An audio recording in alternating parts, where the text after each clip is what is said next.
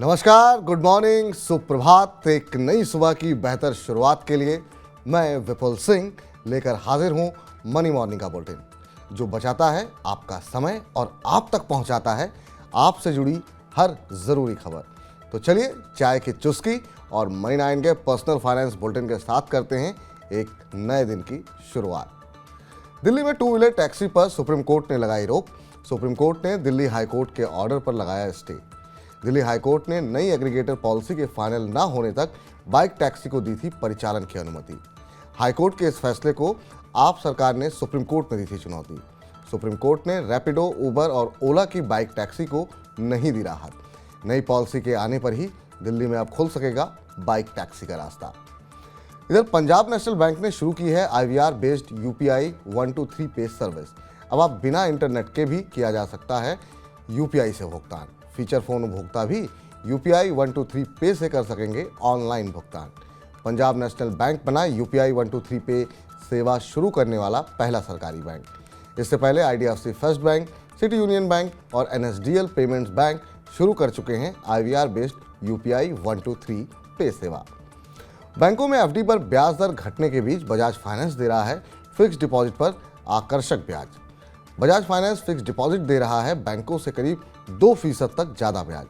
प्रमुख सरकारी बैंक 3 साल से 5 साल तक की FD पर दे रहे हैं 6.5 से लेकर 6.25% तक का ब्याज, तो वहीं बजाज फाइनेंस दे रहा है सालाना 7.11% से लेकर 8.60% तक का ब्याज। ब्याज की दर और की अवधि और ग्राहकों की श्रेणी के आधार पर अलग अलग होगी। कोविड वैक्सीन लगवाने वाले लाखों लोगों की निजी जानकारी टेलीग्राम पर हुई लीक। लोगों के phone number, gender, ID card और डेट ऑफ बर्थ जैसी महत्वपूर्ण जानकारी हुई सार्वजनिक। टेलीग्राम बोट पर किसी व्यक्ति का नाम डालकर उससे जुड़ी सभी महत्वपूर्ण जानकारियों को हासिल किया जा सकता है। कोविन पोर्टल में रजिस्टर्ड मोबाइल नंबर से जुड़ी जानकारी टेलीग्राम पर लीक हुई है। किसी व्यक्ति ने कौन सी वैक्सीन कहां से लगवाई, इसकी भी जानकारी ऑनलाइन उपलब्ध है। समय से पहले ऑनलाइन कंपनियों ने शुरू की एंड ऑफ सीजन सेल। जुलाई में आने वाला है नया स्टॉक। ऐसे में विक्रेता करना चाहते हैं पहले से मौजूद इन्वेंट्री को क्लियर। बिक्री बढ़ाने के लिए ब्रांड सीजन के बीच ही कर रहे हैं फ्लैश सेल की घोषणा। आमतौर पर जून के अंत में शुरू होती है इस तरह की सेल। महंगाई की वजह से लोग कर रहे हैं कम खरीदारी। शॉपिंग के लिए लोगों को प्रोत्साहित करने के लिए दिया जा रहा है भारी डिस्काउंट का सहारा। बीमा लेने के लिए आयुष्मान भारत हेल्थ अकाउंट बनवाना होगा अनिवार्य। IRDAI ने बीमा कंपनियों को दिया है निर्देश। मौजूदा और नए पॉलिसी होल्डर्स को बनवानी होगी Ayushman Bharat health account ID। इसमें प्रत्येक नागरिक की स्वास्थ्य जानकारी का डेटा रखा जाएगा। हेल्थ ID स्वास्थ्य प्राधिकरण के अंतर्गत आयुष्मान भारत डिजिटल मिशन का है ये हिस्सा। कोविड के बाद बढ़ी है बड़े घरों की मांग। लोगों के बदलते लाइफस्टाइल और बढ़ती ज़रूरतों के चलते बदल रहा है रहने का तरीका। इस वजह से बढ़ रही है बड़े फ्लैटों की मांग।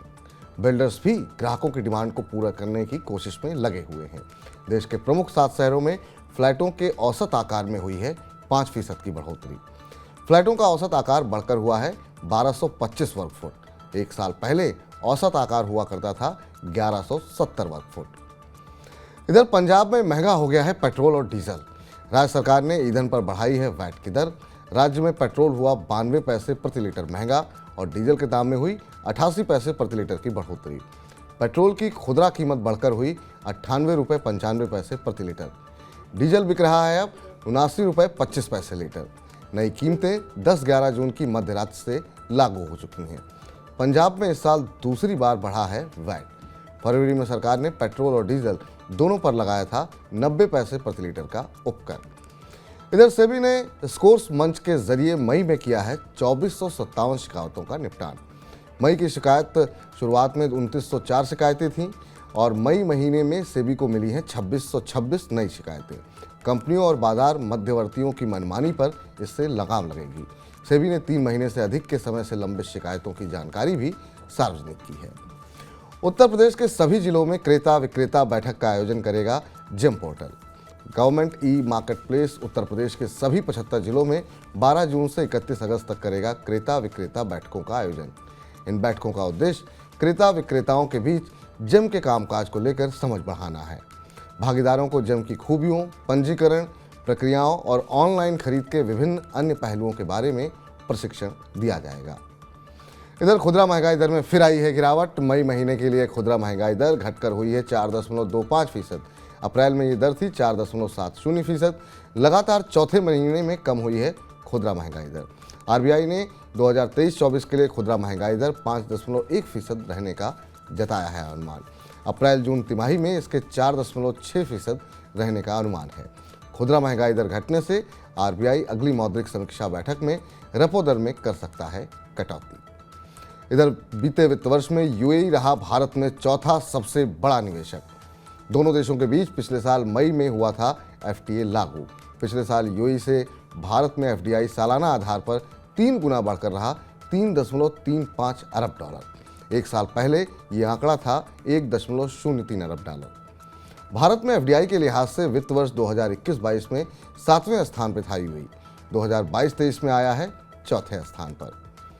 इधर ओयो अगस्त तक पहाड़ी क्षेत्रों में जोड़ेगी 300 नए होटल।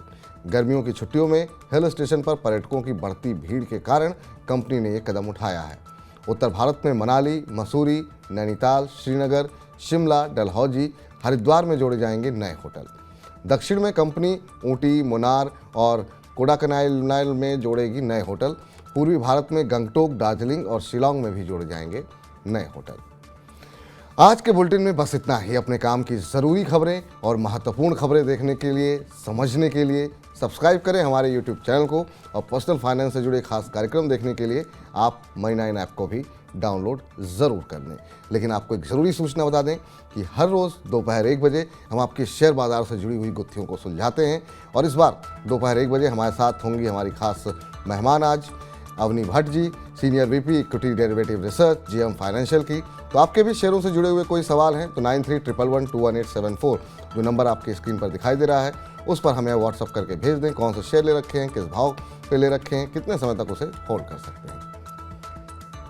और साथ ही साथ शाम 4 बजे भी हम खास कार्यक्रम लेकर के आते हैं हेलो मनी9 का पर्सनल फाइनेंस बुलेटिन। उसमें भी आप अपने सवाल पूछ सकते हैं और इस बार हम बात करेंगे इंश्योरेंस को लेकर के कि कैसे आप सही टर्म प्लान चुनें। इसके लिए निशा सांघवी हमारे साथ सर्टिफाइड फाइनेंशियल प्लानर होंगी जो आपके प्रश्नों के उत्तर देंगी। तो अगर आपका इंश्योरेंस से जुड़ा कोई सवाल है तो भी आप 9311121874 पर हमें भेज सकते हैं। चलिए तो आज के बुलेटिन को समाप्त करते हैं, लेकिन आप लगातार मनी9 के साथ बने रहिए और आपसे अब होगी कल मुलाकात। तब तक के लिए आप देखते रहिए मनी9। मुझे दीजिए इजाज़त। नमस्कार।